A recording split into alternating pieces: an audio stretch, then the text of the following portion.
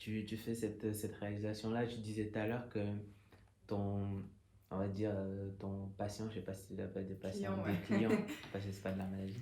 Mm. Ton client type, c'est une femme. Plutôt, ouais. C'est plutôt une femme un peu dans la trente-quarantaine Mm. qui est en reconversion. On parlait tout à l'heure on avait appelé ça empowerment.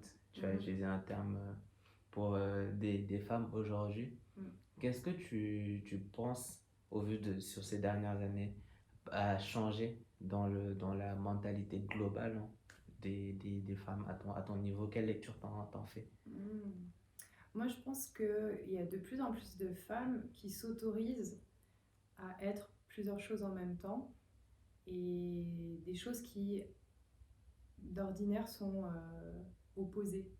C'est-à-dire, si t'es sérieuse, ben, t'es moche. Oui, C'est totalement cliché, mais si t'es mignonne, bah, t'as rien à dire. Et si tu privilégies ta carrière, bah, t'as pas de mec. Euh, je trouve qu'il y a de plus en plus de femmes qui incarnent plein de choses, qui sont beaucoup plus diversifiées euh, qu'avant, où on avait une certaine image de ce qu'était la réussite. On a beaucoup plus de modèles qu'avant, en fait. oui, Il y a plus de modèles et plus de modèles diversifiés.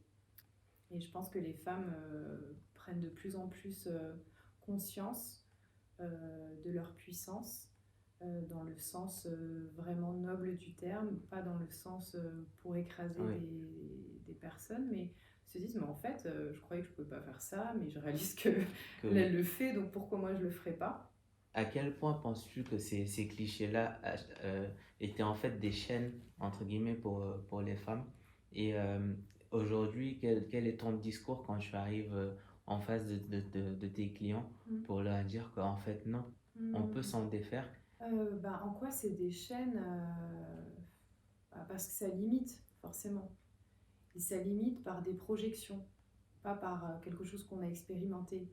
On projette sur cette personne qu'il y a un modèle pour avoir du succès, un modèle pour être heureuse, un modèle de couple, un modèle de physique, etc. Donc déjà, c'est même pas une réalité, c'est une projection sur un type de personne. Enfin voilà, c'est hérité de la société, c'est hérité de plein de choses.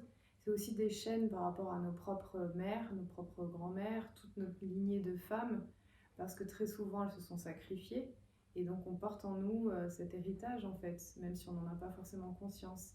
Et c'est important en fait de réaliser que très souvent les femmes se limitent, non pas parce qu'elles ne peuvent pas faire ce qu'elles voudraient faire, mais parce qu'elles-mêmes, de manière inconsciente, elles se limitent par loyauté envers leur mère, par exemple. Oui, Mais on n'en a pas conscience, en fait. Très souvent, on a peur, finalement, d'être puissante, on a peur de dépasser notre mère. Donc, il y a tout un héritage, en fait, à la fois culturel, aussi de la société de consommation, qui nous donne des cases et qui nous dit, bah, t'es ça ou t'es ça. Mais ça, on s'en défait. Mais aussi l'héritage, en fait, vraiment...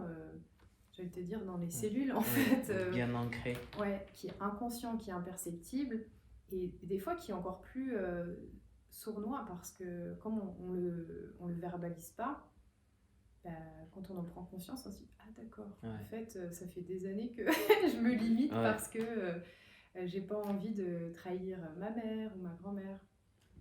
Donc, ce que je leur dis, ça va dépendre vraiment des personnes, mais en tout cas, ce que j'ai constaté sur mon propre cheminement et ce que j'essaie de transmettre, c'est que bah, y a plein de choses qui ne nous appartiennent pas et que l'on croit. Et la première étape, c'est de un peu auditer sa vie passée et de voir comment s'est construite notre estime, comment sont construites nos croyances sur, je sais pas, sur la valeur, sur la confiance, sur l'argent, et de rendre, enfin de déterrer un peu toutes ces croyances, parce que on peut faire une super formation, on peut faire rencontrer des super associés, etc. Mais si dans le fond, on croit inconsciemment et on est persuadé qu'on ne mérite pas d'être heureuse, bah, en fait, on va se limiter. Mm.